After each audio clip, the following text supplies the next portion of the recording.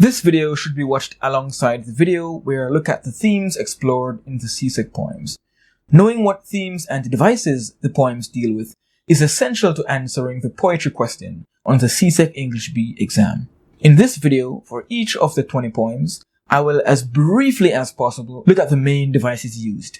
For each poem, I'll be looking at 1 or 2, maybe 3 or 4 devices. I have no intention of discussing all the devices used in each poem. I'm just looking at the main or most important devices for each poem, the ones that contribute the most to the poem overall. That means you will be hearing a lot about metaphor, imagery, irony, allusion, and repetition. I won't talk too much about the less common devices like oxymoron, pun, caesura, and so on. Watch the lessons that I do on each poem to get more details on what devices the poems use. I have one video for each poem, so make use of them. For now, I'll be blazing through all 20, looking just at the main devices used in each. I'll mention the devices, but I won't explain them deeply. That would make the video too long. Let's get started. South.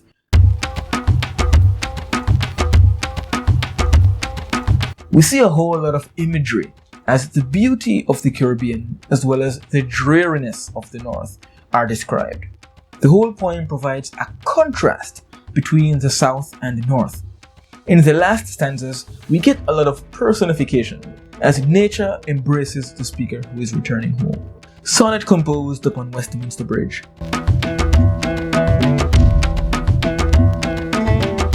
The main device here is imagery.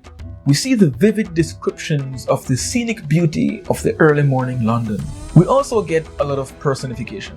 Nature is personified throughout the poem. The man-made things are also personified. An African thunderstorm.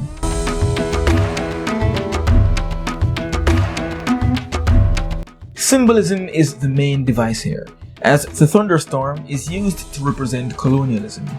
We see a lot of imagery as the fierceness and the chaos of the storm is described. In several instances, alliteration is used to add to this effect. We also see a bunch of similes that also describe how destructive the storm is. The storm is like a plague of locusts and like a madman chasing nothing. Clouds are like sinister dark wings.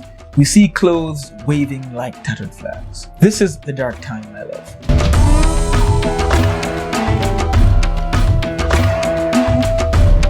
The main device used in this poem is personification. In the lesson on this poem, I talk about pathetic fallacy, but we'll keep things simple for now and just call it personification. We see that nature is depressed and oppressed.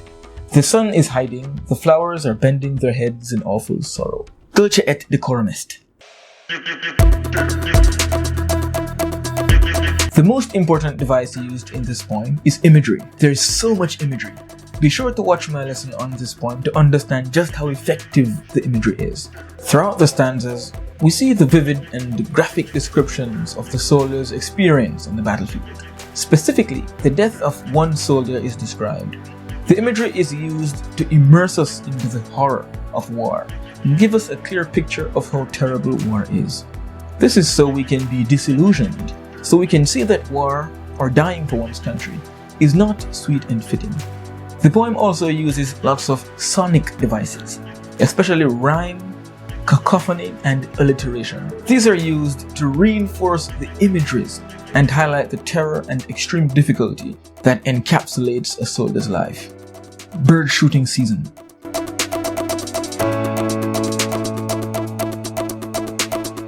In this poem, contrast is used to highlight the difference between men and women. Equally important is the symbolism used throughout the poem, wherein the birds being hunted actually represent the women. This makes the poem not about the shooting of literal birds, but about the oppression of women. At least that is one take on the poem. It is the constant image of her face.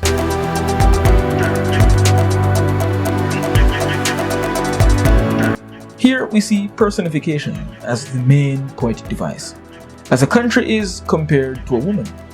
This is because the speaker loves this country as much as a man might love his wife. We see some metaphors as the woman's face is framed in his hands, and as he is in a world of knives, a stone's throw.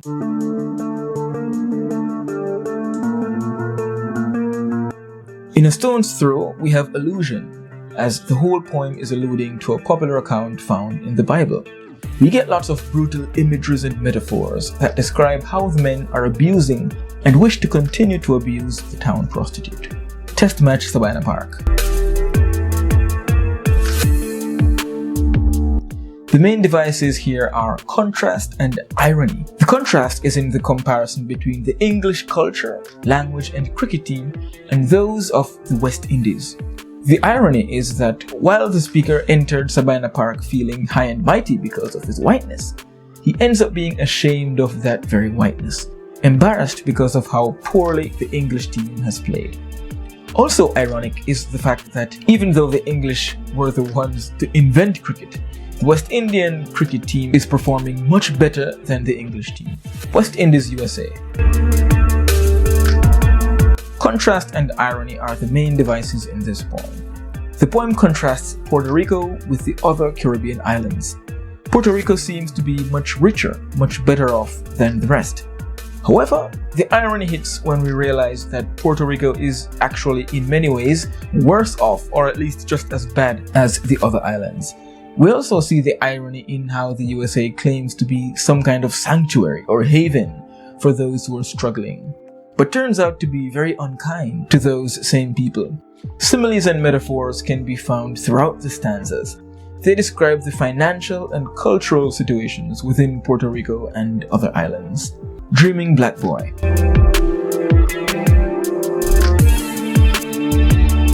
Every stanza begins with I wish, so we have repetition. The repetition emphasizes how much the speaker wishes to have a life of freedom and equality, and shows us how far-fetched such a fantasy seems to him. We see some metaphors as the boy describes his ambitions in stanza 2. He doesn't want to lick boots, but he wants to be tuned up. This means he wants to live a meaningful and purposeful life, and not be limited to doing menial jobs as a means of survival. My parents. In this poem, similes and metaphors are used to describe the street kids and how the speaker respected and even feared them. We see that these kids threw words like stones, had muscles like iron, sprang out from hedges like dogs, and so on. There's also quite a bit of imagery to be found in each stanza. Little boy crying.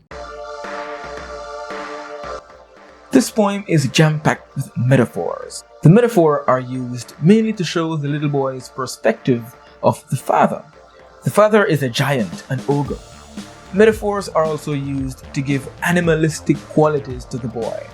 We can call this zoomorphism. These qualities are given to the boy to show how playful, wild, and naive he is.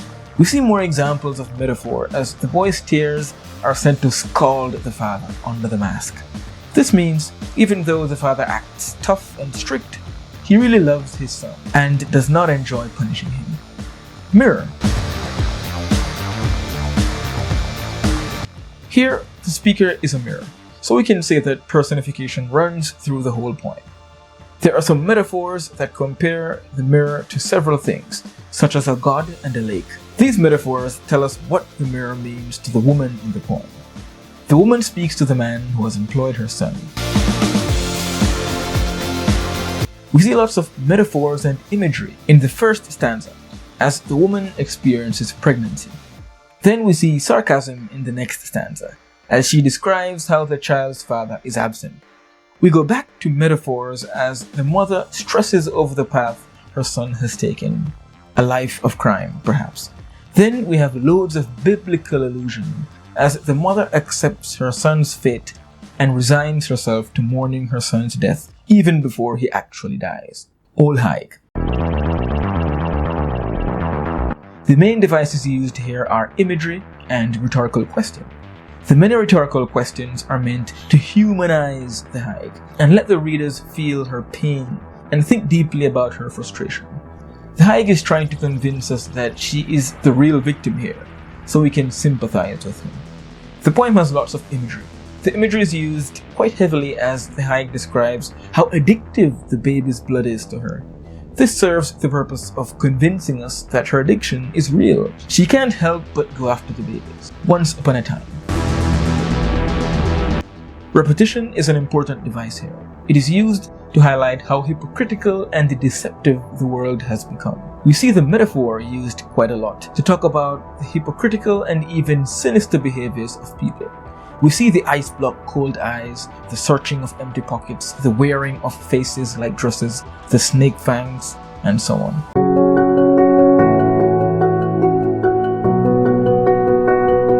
The main devices in this poem are personification, irony, and allusion. Personification runs through the entire poem, as death is being addressed as if it were a person. We may also refer to this device as anthropomorphism. The poem features several ironies. For one, death, being proud, is committing a deadly sin, therefore damning itself to death. Another irony is in the fact that the speaker praises death for bringing rest and pleasure. Of course, the speaker uses this praise to belittle death. You could also say that the idea of a human confronting death so proudly is ironic, as death is typically dreaded. Allusion runs through the poem as death is compared to rest and sleep, and is promised its own death in the end. We can consider these biblical allusions.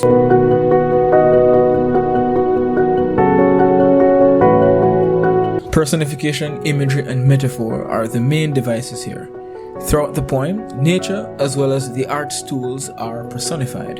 For example, the Blue Mountain Peak is said to be patriarchal and aloof. Also, the mountains are often referred to as if they were a big family. The poem is riddled with metaphors. The most important metaphors are applied to the artist's tools, where his paintbrush becomes a hummingbird, the paint becomes puddles, and the palette becomes a garden. The entire poem uses imagery to paint the picture of the Blue Mountains. Imagery shows us how precarious the mountain track is, how beautiful and dominant the larger mountains are, particularly the peak, as well as how swiftly and skillfully the artist and his tools work to recreate the landscape in a painting.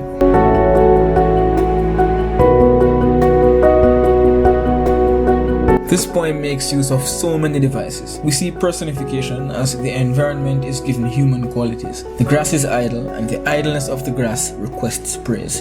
Also, summer is said to be wearing torn frocks. There are also many metaphors used. Butterflies are compared to kites, praise is compared to lemonade, the little girl is compared to a surgeon, and the mind is compared to a door. Coupled with metaphors are similes. The children are compared to lepidopterists, and the girl is compared to a mantis as well as a flower. The poem also uses lots of imagery. We get visual imagery with the grass and butterflies, kinesthetic imagery with the swinging of the hammock, and again with the furiously flying butterflies, some auditory imagery with the singing black maid, and we even see gustatory imagery with the mention of lemonade. All this imagery serves to paint how calm and relaxed the speaker is, how pleasant the atmosphere is. And there you have it. Again, watch the lessons on each poem to get a clearer picture of how these devices work within the poems. Also, if you haven't already, be sure to watch the video in which I look at the themes within each poem. Thanks for watching. I have more English B videos coming up. Subscribe and hit the bell so you can stay up to date with the lessons. See you soon.